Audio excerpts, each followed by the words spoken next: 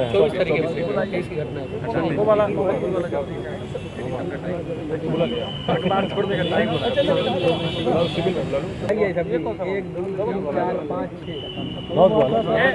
एक मिनट लग ही नहीं रहा है। देह पे नौबत पर थोड़ी लिखा रहेगा। हमको लगी वही लोग हैं। हो गया ना, टोटल 6-12 आदमी हुआ। इसको कि मीडिया ने बड़ा प्रमुखता से इसके ऊपर लिखा था और ये बड़ी ही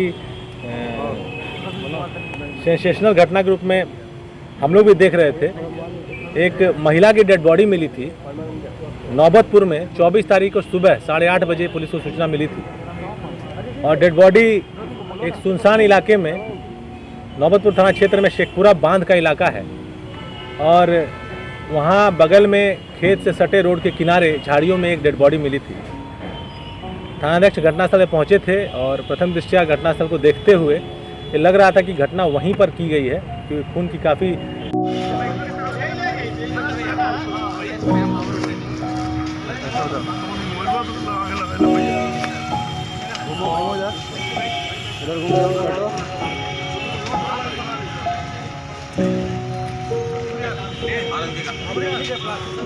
मृतिका है उसको ये ले जाकर ये जब वहाँ से निकला है तो घटनास्थल का आप लोग देखिएगा तो वो नौबत और पिपरा बॉर्डर पर है।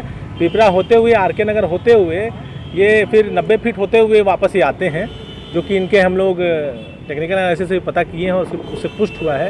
रास्ते में एक नहर में ये फेंक देते हैं, मोबाइल भी और पर्स भी, और वहाँ हम लोग ने खोजने का प्रयास किया है तो मोबाइल हम लोग रिकवर नहीं कर पाए हैं।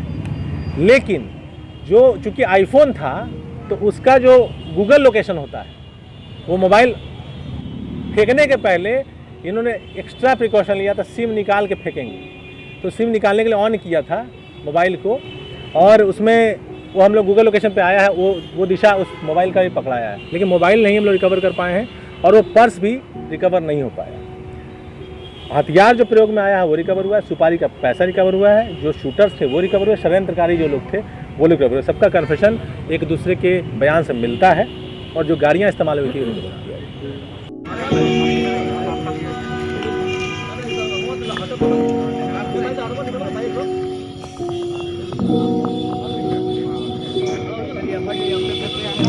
शूटर को सेट करता है जिसका नाम रंजीत है और शूटर क्या है वो भी फर्स्ट टाइमर है और उसके साथ एक और लड़का है राहुल यादव जो मोटरसाइकिल चला के जाता है। तो पूरे घटनाक्रम में 6 पात्र हैं।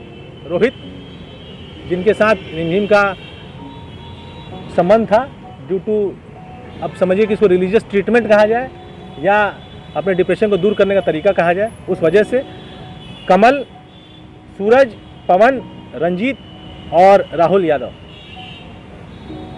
घटना ऐसे होती है कि ये जब सब कुछ सेट हो जाता है तब जो पैसा शूटर को दिया जाएगा वो कहाँ से आएगा, तो जो रिमझिम थी वो पैसे का सूद लेन देन का भी काम करती थी। वो कम पैसे में मार्केट से पैसा उठाती थी, ज़्यादा रेट में वो पैसा अपने दूसरे क्लाइंट को देती थी और इंटरेस्ट से वो कमाती थी।